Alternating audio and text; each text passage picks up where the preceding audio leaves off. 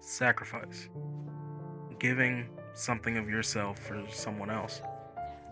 You can give monetarily, you can give things you own, you can suffer for someone, you can even die for someone.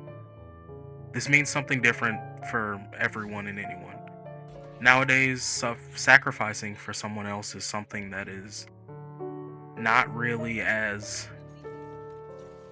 popular as it seemed before. Everyone is fixated on themselves and more focused on what they want. And it's probably due to everyone being able to look on social media and see everybody else focusing on themselves and realizing that there's not very much that they feel they have, so they have to keep fixating on themselves like the other people they see doing the same thing in order to get ahead. But sacrificing isn't even strictly human. Animals will die for their babies, the sun will give its energy to sustain the entire world. Sacrifice is a key theme in the world. Or maybe to be less harsh, we can think of it as giving. Giving your time, giving your strength, giving your heart, and even giving your life. Until a certain moment, Kaneki Ken was just a boy. Until a moment that he decided to sacrifice. Neglected and eventually orphaned, he wandered around his entire life. He didn't really have too many friends, and once he did have a friend, he latched onto him, always finding someone to care about, or to care about him. After being tricked and nearly killed, he cried and struggled his way through until a time came for him to accept his fate and sacrifice for the new people he had to care for.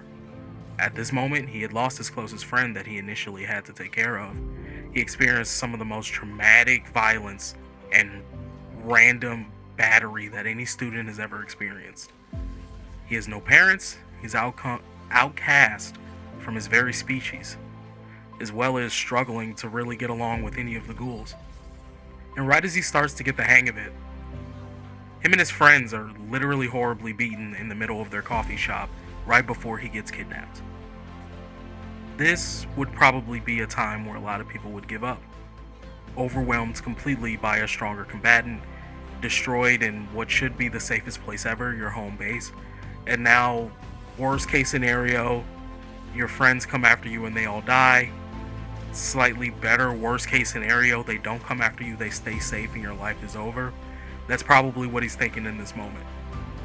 But instead of giving up, he held on.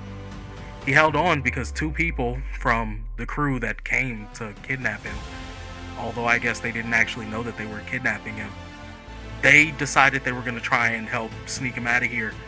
They gave him, I guess, consolation and moral support every time they came to clean the blood off of the ground and off of his body before Yamari came back to peel more toes and fingers off of him.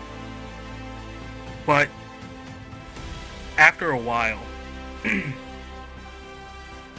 even they would be taken from him. Yamari obviously knows somehow, some way, by plot, that they were trying to get rid of him, that they were going to help Kaneki escape. And he wasn't going to have it. He let them continue to plot, continue to scheme for a whole long time. And then one day, Kaneki came to just to see that both of them were there, and he was going to make them choose. One of them was going to die. Obviously, the husband wants to sacrifice himself for his wife, but Kaneki doesn't want to do that. Kaneki doesn't want to choose anyone. Kaneki tries to sacrifice himself for the two of them, but that's not how sacrifice works. That's what would be preferential to Kaneki because that's what he wants to do. He wants to give up himself rather than sacrifice this ideal that he has, that he's a good person that couldn't choose between one of the two people, even though he's getting the okay from the husband to choose him to save the wife.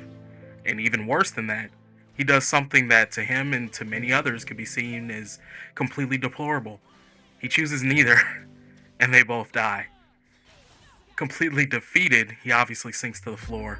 Well, not really, he's tied to a chair, so he just sulks his head again, and he goes back into his hollow state, alone, waiting to be tortured, until something darker inside of him comes out.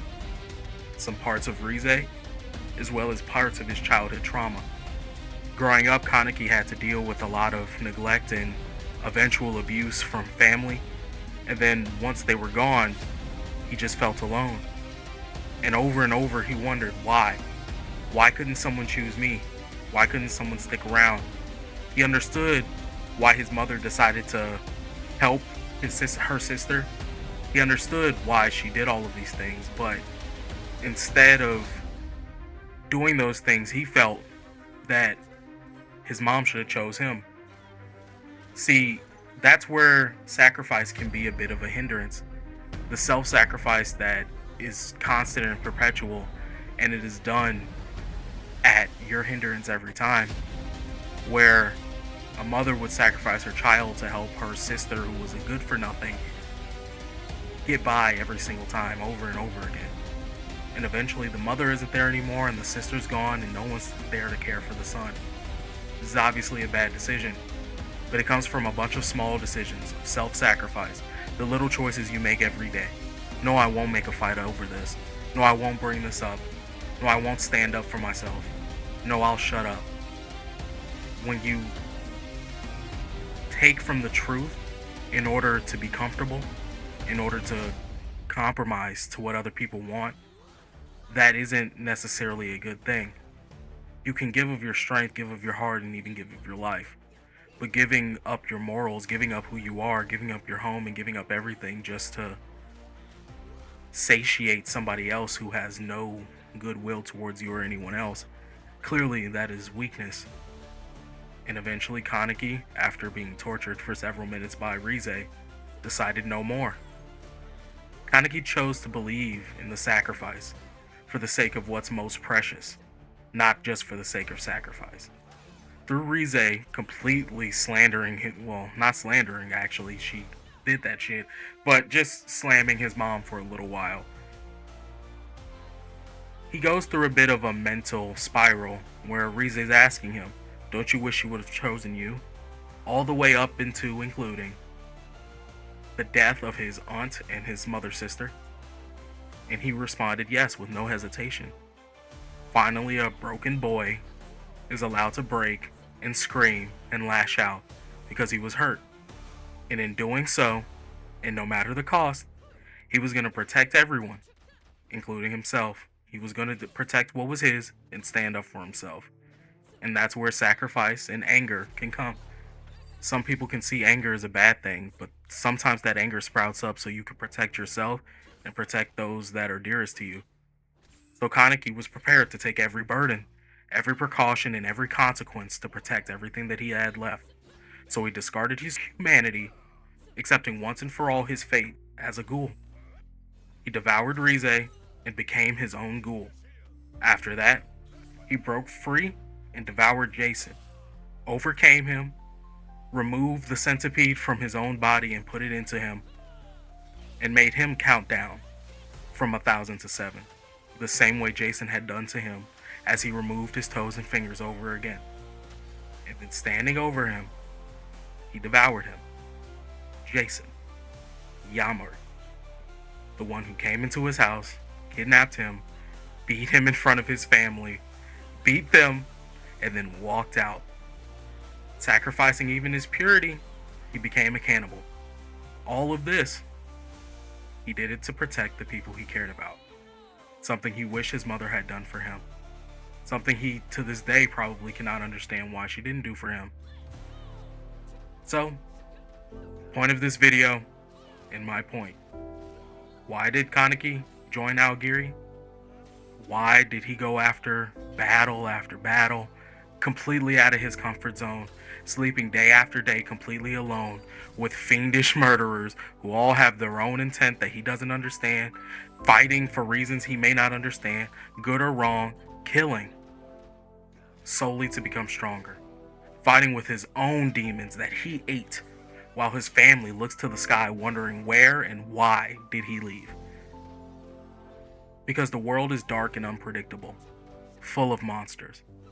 And to protect the people we love, sometimes we have to sacrifice those comforts. He couldn't have his friends and enjoy the cafe and read to little girls.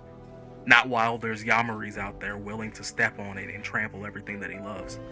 not until he's strong enough to protect them. But what he needs to go through to gain that strength is hell, is monsters, is the dark and unpredictable. Kaneki joined Aogiri to become the monster that guards his heart and his home. A burden lots of people take on in order to protect their families, their communities, their countries, and sometimes even the world. I think the story of Tokyo Ghoul from beginning to end has a lot of ideas that can be extrapolated into our own lives that we may not think about. So maybe I'll make more videos on that. Anyway, thanks for watching if you did. And I almost did the Soluminati. I'm out, bro.